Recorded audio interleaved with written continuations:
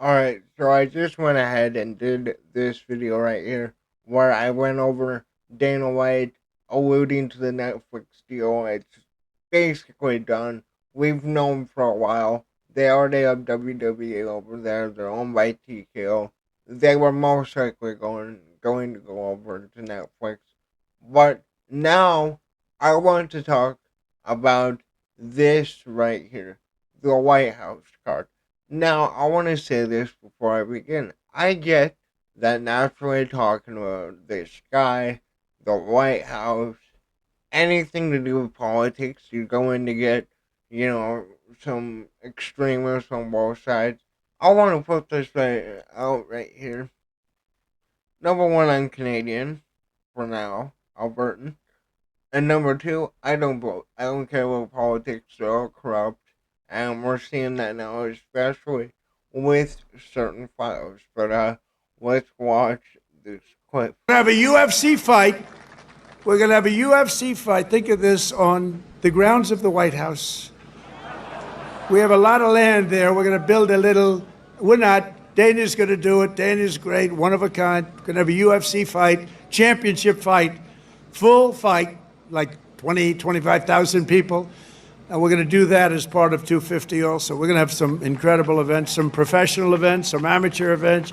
But the UFC fight's going to be a big deal. We're going to have a UFC fight. So he said a lot there. Number one, 25,000 people.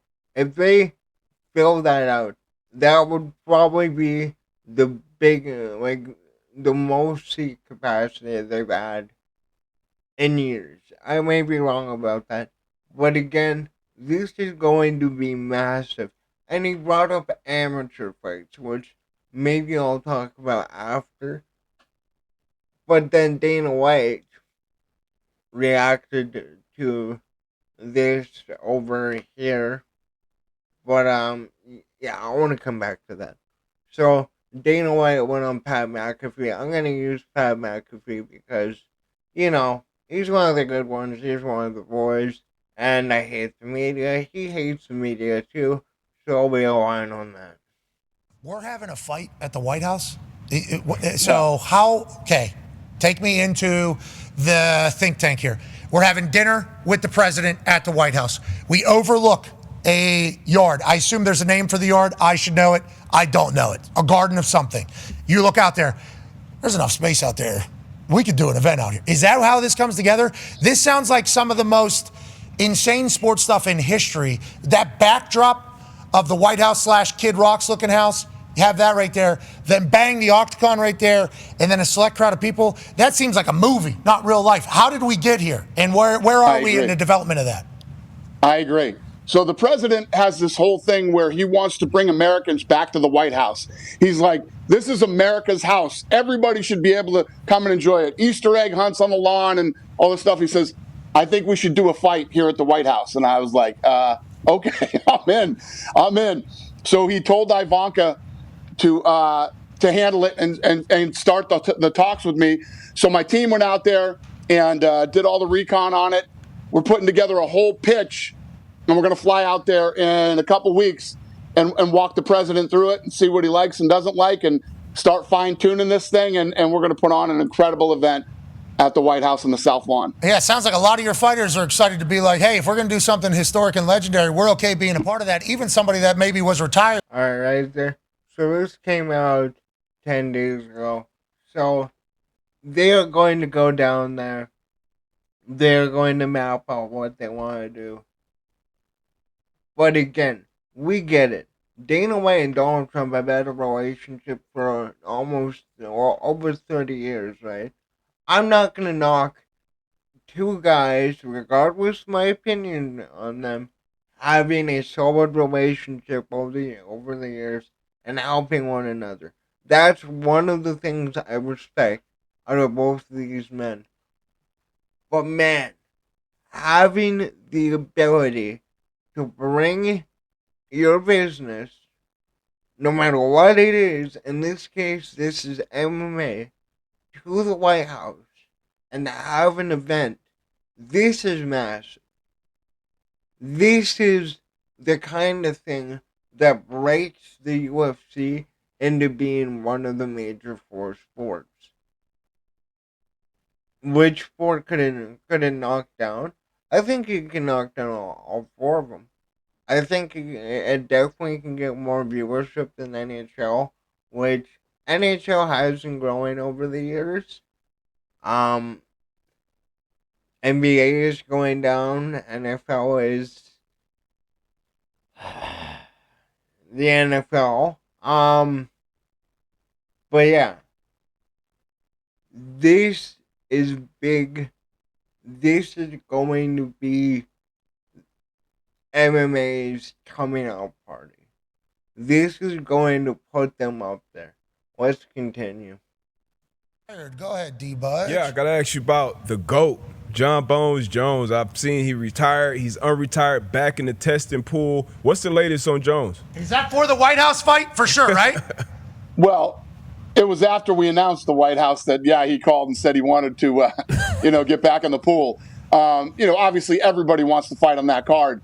And that's a good thing because we're going to put on the best card we've ever done for that White House event. Okay, so on that note, let's go to Ireland. We saw a lot of a guy, but obviously he is massive in the fight world. Right there. And now I know everybody, I get it, Lucas Tracy, you lost your mind. This is Dana White using his leverage. This is Dana White not closing any doors. And this is what he needs to do. He needs to use this over John Jones and Connor in a way where he makes it clear to them, you guys are no longer the future. We don't need you guys. We can put on major events, and we have younger guys to build. So you're going on the undercard. You're going on the mid card. That is what you do. And I know to a lot of people, saying that Conor McGregor can't main event is insane. It is. But you cannot give these guys any more leverage when they have fucked you over time and time again. It's just that simple. Go ahead, Connor. Yeah, Dana, then the other question would be McGregor. John Jones and Conor McGregor on the same card would be, historic, the biggest of all time, it feels like. Is that another thing that might be in the works as well? Because I saw a lot of him talking about it too. Yeah, and a lot of him in general. Saw a lot of him. Saw a lot of him. Keep living, Connor. Just keep living. Anything is possible. Listen, it's still a year away. I mean, it's literally a year away from now.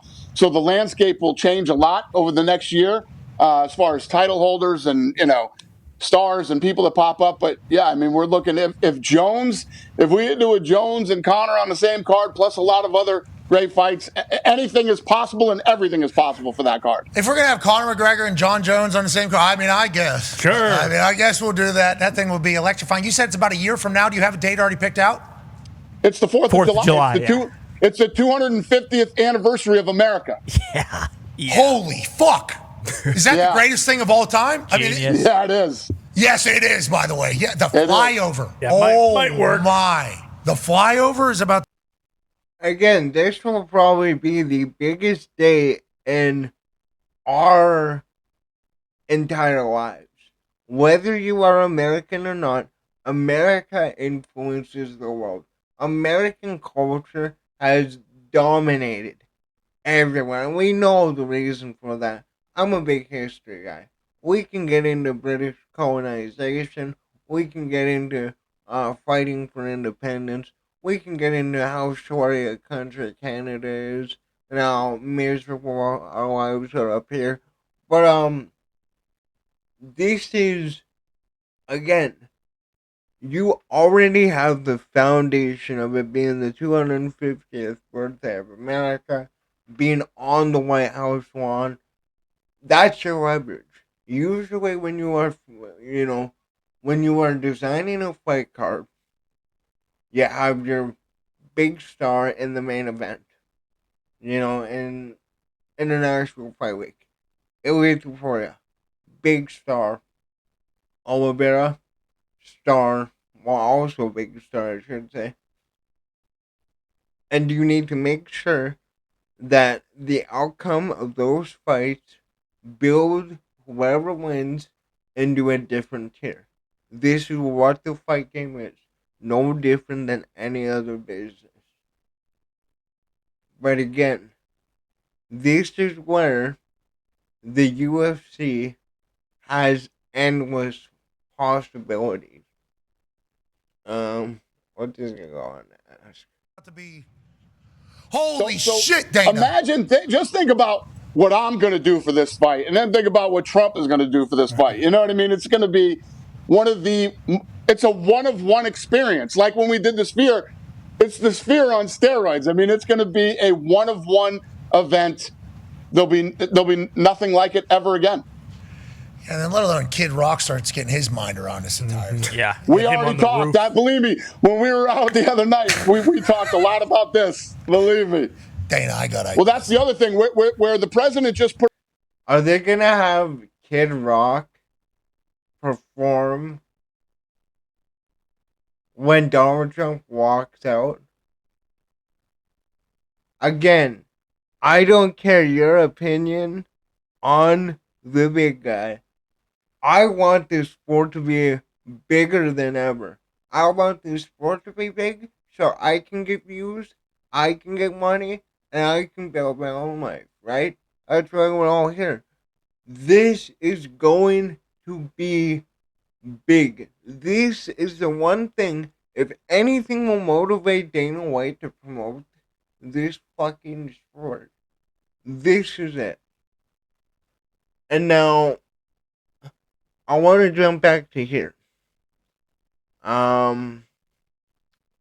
11:45. Okay, where he alludes again. This is my last video. He alludes to the Netflix deal, right? Canelo versus Crawford is live and free on Netflix, September 13th from Allegiant Stadium. Tickets on sale now at Ticketmaster.com. Live and free, unless you don't have Netflix. And if you don't have Netflix, what the hell are you doing? Get Netflix right now if you don't have Netflix. You live under a rock or something. So again, ever since this media rights topic came up around a year ago, Netflix has been the major one everybody has been talking about, because unlike going back to ESPN, going back to Fox, or whatever it may be, Netflix is solely a subscription service, a streaming service. They did the Mike Tyson Jake Paul fight. Now they need to make sure that there's no buffering. I should add that to my video. But again, if they are going to have fights each week, they're gonna get it done. They already do WWE, right? And you look at Netflix as it is, right? 301,630,000 as of December 2024. Do I know if these numbers are exactly right? No, but I'm just going off of the rough estimates here. They nearly have more than Disney Plus and Amazon Prime combined. Like now, having the UFC on Netflix, everyone will watch it. And we already know it's been a rough year. You look at 2024. Really, if Alex Pereira did not fight as much as he did in 2024, they would have fell under. But again, like Cejudo Sung Yadong, Copper still alive. Supposed to be Brendan Roybal. Brady versus Edwards is good. Emmett versus Murphy was trash. Gary versus Prates was decent. Sandhagen versus Figueiredo was okay. And JDM versus Bilal Muhammad barely scored out. But yeah, right? This is going to be a pay-per-view, right? Even though they're going over to Netflix, there's no way they give out this card for free. And this is going to like the biggest pay per view of all time, Mayweather versus Pacquiao, May 2nd, 2015, 4.6 million. That is insane. You know, back then, what was pay per view? 60 $60. So let's let's just do a quick math calculation here. So four that's a 4.6 million times 60. That is $276 million off of pay-per-view alone. And now this will be a private invite, right? They are going to. They're not gonna sell tickets to it. They can't.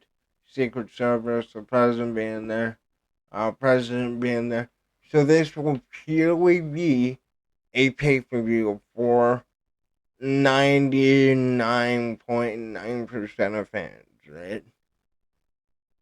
And then we get into who is going to be on this card, which I'm going to do a full video breaking that down. As we go. I'm in the media, right? I gotta drag shit on. You gotta understand that. But so you look at the pound for pound. What does pound for pound typically mean? Oh, the best fighter, the best overall fighter. It is basically who is the biggest star of the sport. It's always been, and that is Ilya Tuporia, who just knocked out Oliveira, knocked out Holloway, who just rebounded and has 2 wins at 155.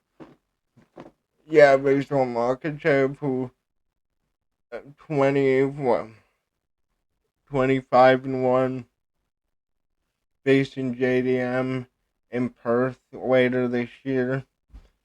Islam will be on that card for sure. Now, Islam did allude recently to wanting to fight Ilya Topuria at the White House card. But again, it's about leverage, right? Now, yeah, Max Holloway, who beat Gaethje, who beat Dustin Poirier.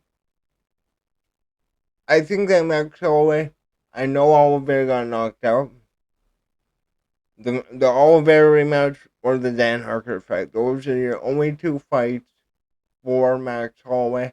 And then if he wins his next fight, 100% you are going to do the rematch. Different weight class. You have Uber Max, 155 Max. Looks huge. You have Ilya Topuria, who also built in to 155 very well. Ilya Topuria is going to main event this card. He is the new generation. He is the biggest star. There is no doubt in my mind, unless Ilya Topuria gets knocked out or loses, he is main eventing this card. I'm willing to bet 80% of my savings on that. Israel Makachev will be on that card. He will either face Ilya Topuria or what I believe would be the fight for Makachev if we're talking about welterweight. I think Israel versus Chimaev. I know that's a crazy fight, but Chimaev has made the weight at welterweight. I think they made Hamza Chimaev miss weight on purpose in that Nate Diaz fight because of the fan backlash. Nobody can convince me otherwise. Nobody can convince me otherwise. So, for a contingency plan for Islam, you have Hamza potentially moving down. Sean Brady will be a good fight for him. Shavkat Rakhmonov undefeated, 18 finishes. Yeah, Kamal Usman there, who I know that they want to get a major payday. And I guarantee you that Ali Abdelaziz is going to try his absolute best. If he cannot get the Ilya Topuria fight, he will make the Usman versus Islam fight. We all know this. So, basically, you have the main and co-main event, possibly co-main event solved. Hamza Chimaev is Donald Trump's favorite fighter. he will be on the card. I assume even if DDP loses, I expect DDP to be on that card. Alex Pereira, top 3 star in the sport. Whether he loses to Uncle Live again or not, he will be on that card. He will be moving up to heavyweight, and he will most likely be the leverage over John Jones. Which leads me to the other X Factor, the other star of this generation, along with Ilya Taporia, Tom Aspinall, who is fighting Throgon in, is it October? I UFC 3. Yeah, I Abu Dhabi. Is it UFC 320, 321? One of those, right? I think he beats Gone with the ease again. They were gonna do right by Alexander Volkov by giving him Dalton Almeida on the same card. Um, but I think Tom Aspinall will win. I think he'll get at least 2, I think 3 title defenses in before July 4th. So you're going to have Tom Aspinall. These are your 2 main guys that you want to build. Ilya Taporia, Tom Aspinall. Moving in to this White House card, to the Netflix deal. These guys, Ilya Taporia, he's your Canelo Alvarez of the UFC. This guy is knocking everybody out. He has wicked takedown defense, and he is purely out to be the number 1 pound for pound guy. He wants Islam Makhachev. Marab Dvalishvili, I think Marab 100% deserves to be on that card. Again, I don't know how many title fights you're going to have on this card, but this card does not follow normal card rules. Again, this is why I'm going over Ilya Taporia, Islam Makhachev, Marab versus Pantoja even. That'd be a terrific fight. You have so many fights, so much leverage over the top 15 in every division, along with Conor McGregor, John Jones, all these retired fighters, Francis Ngannou, right? You have so much leverage now to design the greatest card of all time. Whatever the UFC wants to do, whatever will draw the most money, whether that is John Jones fighting Tom Aspinall, which I think will happen. Again, I know that people don't like John Jones for solid reasons, but 100% I have a feeling that Dana White will give him a shot. I think he will give him a shot on the undercard. I don't think he lets John Jones become a main event for this card, and I think he's using that as a leverage. The same way with Connor, who he seems more open with Connor. Again, they had the Connor versus Chandler face off on the White House lawn.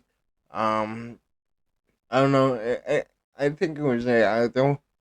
But again, this is what I want to see. Get under Netflix. Make sure that your main event is Ilya Taporia. Like it's 100% Ilya Taporia. Islam in the co-main. Hamza Chimaev will be on the card. But again, you are trying to build your stars of the future. And as we get closer to the card, we will know who the undercard is. And we also have amateur fights and other organizations that could be involved. Again, bringing back Francis. But that's how I see this White House card going so far. Again, we're going to be talking about this for the next year.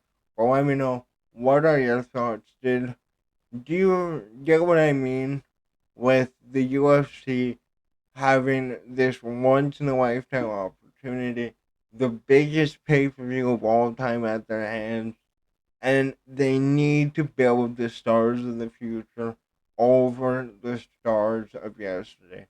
Well, let me know what you think down below. Thanks for watching. Later.